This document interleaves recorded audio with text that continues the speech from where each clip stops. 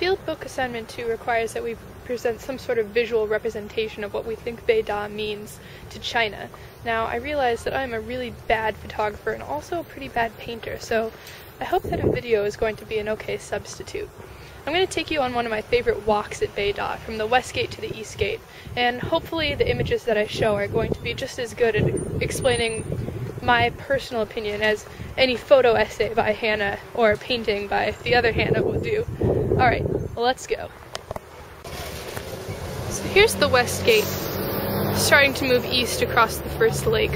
I kind of think of Beida moving from west to east as the same way as Beida moving from the old to the new. I understand that Beida is only about 100 years old, but to me, it really seems a whole lot older than that in a lot of places.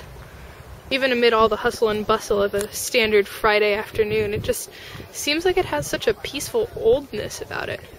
I'm not sure whether it's because I don't understand or can't fully grasp the intense history of China, or whether it really is because there's a force behind this particular lake that all Chinese people feel, and not just me.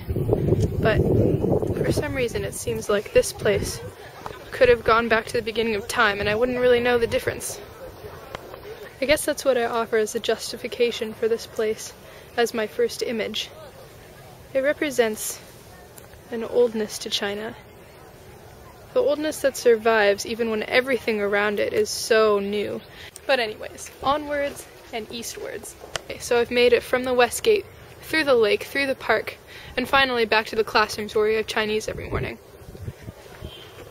And beginning to go to the main part of campus.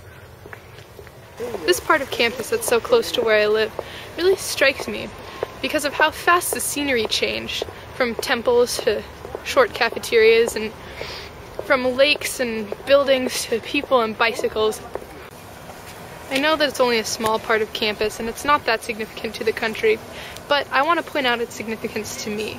The significance of the fact that I spend my life here in this center, writing that line between the old and the fast changing into the new, plus delicious noodles. From here in my walk I mostly wander through the dormitories and the outrageous amount of bicycles. I watch as the statues go from stone to metal.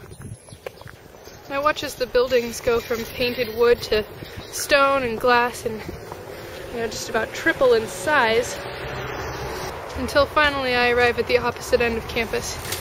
East Gate. Large, metal, so impossibly different from the original small West Gate that I can barely even believe I'm on the same campus. Let's go out. This place is definitely a lot louder than the West Gate, that's for sure. In a way, both the East Gate and the West Gate are really good representations of what Beida is. I mean, at the West Gate, you've got quiet, you've got rocks and trees, and maybe one or two guards who are always pretty friendly, but not many other people. Whereas here, this East Gate is like the gateway to the entire world. I mean, if you want to go anywhere besides that one really pretty lake on the other side of things, you have to come here.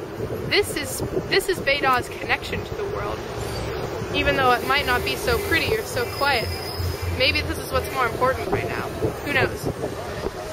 Okay, back to Shaoyuan. So here's what I think the significance of all of this is to begin with.